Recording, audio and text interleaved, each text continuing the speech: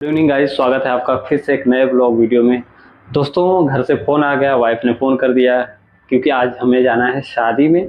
और इसलिए कि मेरे लिए खाना बनेगा कि नहीं बनेगा ये पूछने के लिए फ़ोन किया, क्योंकि मेरी वाइफ और मेरी साली दोनों लोग शायद कुछ हल्का-फुल्का खा लेंगी और हो सकता है वाइफ को ले जाना भी पड़े। ये कोई मतलब सोचने वाली बात है, लेकिन उन्होंने पूछा कि जाना है नहीं जाना है, तो मैंने साफ-साफ बोला है कि एक काम करो, थोड़ा-सा खाना बनाओ, हो सकता है मैं जाऊँ तो वहाँ पे खा के ना आऊँ, क्योंकि जाना है एक शादी में। और अभी मैं दुकान पे हूँ, 7 से ज़्यादा हो चुके हैं और अभी मेरे पास बहुत ज़्यादा काम है। आप देख रहे हैं मेरा लैपटॉप ऑन है और क्योंकि इधर सारी चीज़ मैंने फैला के रखी है, बहुत सारा काम पेंडिंग है। लाइट एक्चुअली लेट आई थी, इसलिए मैंने काम अपना लेट शुरू किया था, तो सारा काम पेंडिंग रह गया। दिन में लाइट न रहने की वजह से सारा काम पेंडिंग हो जा रहा है। फिलहाल मार्केट से कुछ आज तो सामान मुझे नहीं ले जाना है, क्योंकि सब्जी वगैरह मैं कल ही लेके जा चुका हूँ। लेकिन ये है कि वाइफ बार-बार फ़ोन कर रही थी, तो बोल रही हैं कि खाना बनेगा या नहीं बनेगा। उन्होंने सोचा कि मैं इधर ही बाहर से चला जाऊँगा, लेकिन आप ही सोचो कि ये लैपटॉप, फिर ये बैग वगैरह सारी चीज़ें लेके किसी के मतलब निमंत्रण में जाना मुझे नहीं लगता ये सही है। क्योंकि ये जाऊँगा घर पे रख के तभी जाऊँगा, फिर कपड़े भी थोड़ा-सा मैं चेंज करूँगा, क्योंकि टी-शर्ट डाली है मैंने और काफ़ी ज़्यादा गर्मी थी, इसलिए मैं टी-शर्ट ही पहन के अपने सेंटर पे आ गया। चूँकि सेंटर 2 ही किलोमीटर दूर है, तो मैं सोचा कि क्या मतलब शर्ट वगैरह डालने, क्योंकि आजकल इतनी ज़्यादा गर्मी पड़ रही है कि शर्ट पहनने के बाद तो हालत ख़राब हो जा रही है। फिलहाल ये टी-शर्ट भी ब्लैक कलर की है, इसलिए इसमें भी ज़्यादा गर्मी होती है, लेकिन फिर भी आज सैटरडे था, तो शनिवार के दिन अक्सर ब्लैक कलर मैं पहन भी लेता हूँ अक्सर करके, और शनिदेव जी का ये शुभ कलर है, तो मैं सोचा कि इसको डाल लेता हूँ। अक्सर मैं शनिवार को ब्लैक ही डाल लेता हूँ। और टी-शर्ट था, चूँकि हल्का-फुल्का था, गर्मी में थोड़ा रिलैक्स मिलता है, इसलिए मैं टी-शर्ट डाल दिया था। अब शादी में जाऊँ या ना जाऊँ ये भी मैं सोच रहा हूँ, लेकिन ये भी ज़रूरी है कि किसी का निमंत्रण मिल रहा है तो भाई जाना तो पड़ेगा। नहीं जाओगे तो फिर आपके यहाँ कौन आएगा, ये भी है। और नहीं आएगा या आएगा वो मैटर नहीं है, मैटर ये होता है कोई दिया है आपको निमंत्रण तो आने के लिए ही दिया है।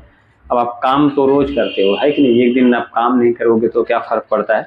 तो किसी के यहाँ शादी-ब्याह में जाना ही चाहिए। अगर ऐसा सब लोग सोचेंगे तो कोई पता चलेगा किसी की शादी में जाएगा ही नहीं। अगर मैं सोचूँ कि हाँ, मैं छोड़ो जाने दो, मेरे नहीं जाने से क्या होगा, और सारे लोग यही सोचने लगे, तो आप सोचो एक भी लोग उनके शादी में नहीं रहेंगे, उनके घर के आस-पास के अलावा, है कि नहीं? तो ये है कि शादियों में जाना ज़रूरी होता है, और ख़ासकर जैसे लड़की की शादी है तो मैं तो सोचता हूँ वहाँ पहुँचा ही जाए। हालाँकि लड़कों की शादी में अगर तिलक वगैरह है तो तिलक में जाके चले आए, तो शादी में नहीं गए तो कोई फ़र्क नहीं पड़ता। तो लड़की की जब शादी होती है तो वही एक मौका होता है कि आप उस टाइम पे उनके घर पे जाते हो, न्योता वगैरह देते हो, तो उसमें जाना ज़रूरी हो जाता है, क्योंकि तिलक वगैरह चढ़ाने के लिए तो खैर घर के लोग या फिर रिश्तेदार वगैरह जाते हैं। तो इसमें सारे लोग एक्चुअली शादी में सम्मिलित हो जाते हैं, और अच्छा भी मुझे लगता है। जब लड़की की शादी पड़ती है तो मुझे जाना बहुत ही अच्छा लगता है। इसलिए अच्छा लगता है कि थोड़ा-सा लेट या पहले भी जा सकते हो, लड़की के घर शादी है तो थोड़ा-सा टाइम का थोड़ा-सा अच्छा रहता है कि चलो थोड़ा 9 बजे भी गए, 10 बजे भी गए, तब भी कोई दिक्कत नहीं है, शादी यहीं होनी है, यहीं पे सारे लोग रहेंगे तो वहीं पहुँचना है। और लड़के की शादी होती है तो बारात जाएगी, कितना दूर जाएगी, कितना नहीं जाएगी, तो उस हिसाब से थोड़ी-सी दिक्कत सी होने लगती है।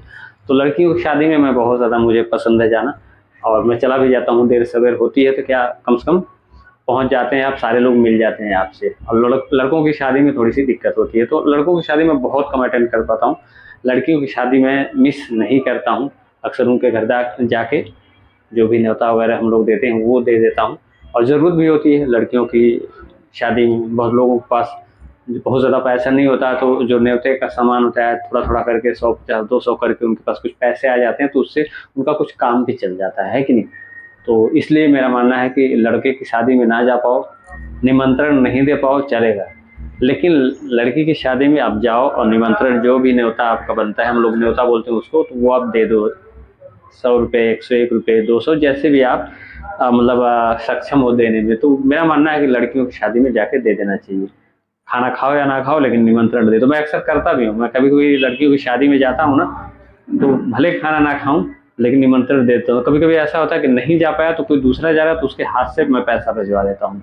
भले खाने नहीं गया, ऐसा नहीं कि मैं नहीं गया तो निमंत्रण नहीं गया, किसी से भी दे के बोल देता हूँ कि एक काम करो मेरा निमंत्रण लिखवा दो, पैसा ले लेना मुझसे, ऐसा भी कर देता हूँ मैं कभी-कभी। और कभी-कभी पैसे दे भी देता हूँ, अगर नहीं टाइम रहता तो एक मेरा नाम लिखवा देना, क्योंकि मैं सोचता हूँ कि अगर मैं नहीं भी पहुँच पाया तो कम से कम ₹100, 200 या जो भी है मेरे पास या किसी, तो वो उसके पास पहुँचेगा तो हो सकता है कि बूँद-बूँद करके तालाब, नहीं कहते हैं कि बूँद-बूँद से तालाब भरता है, तो काम आ जाएगा कुछ न कुछ, मेरा ये मानना रहता है। तो हालांकि शादियों में उनकी व्यवस्था रहती है, इतने पैसे से कुछ होता नहीं, लेकिन हाँ थोड़ा सा सपोर्ट जरूर मिल जाता है। हालांकि बहुत शादियों में बहुत खर्चा होता है, इतनी महंगाई है, इतना ज़्यादा खर्चा होता है लोगों का, क्या बताएं, न्योते के पैसे से तो कुछ भी नहीं होने वाला, लेकिन फिर भी कुछ ना कुछ काम आ ही जाता है। तो फिलहाल आज मुझे जाना है एक लड़की की शादी, मेरा दोस्त है उसके सिस्टर की शादी है, तो फाइनली मैं दोस्तों अब वहीं पर निकलने वाला हूँ, क्योंकि दुकान का काम आज मैं पेंडिंग रखूँगा, आज पूरा काम दुकान का मैं नहीं करूँगा और निकलूँगा सीधा शादी में। पहले घर पे जाके कपड़ा वपड़ा चेंज करके फिर उसके बाद मैं निकलूँगा शादी में। फिलहाल आज के ब्लॉग में इतना है दोस्तों, मिलेंगे नेक्स्ट ब्लॉग में, तब तक के लिए टेक केयर, गुड नाइट।